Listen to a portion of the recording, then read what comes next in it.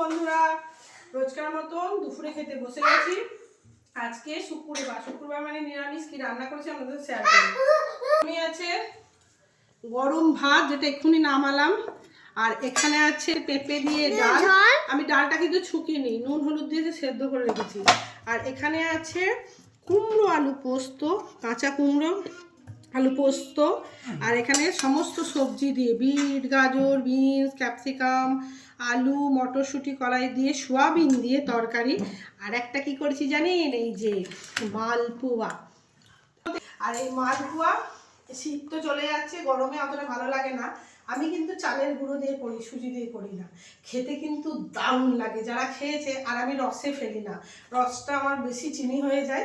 আমি এরকমই করি, নারকেল দিয়ে দারুণ কিন্তু লাগে, ভালো লাগে। এই তেলের পিঠেও বলে অনেকে, আর অনেকে মালপোয়া বলে। মালপোয়াটা সত্যিই খেতে দারুণ লাগে। তো খেয়ে নিন, টাটা।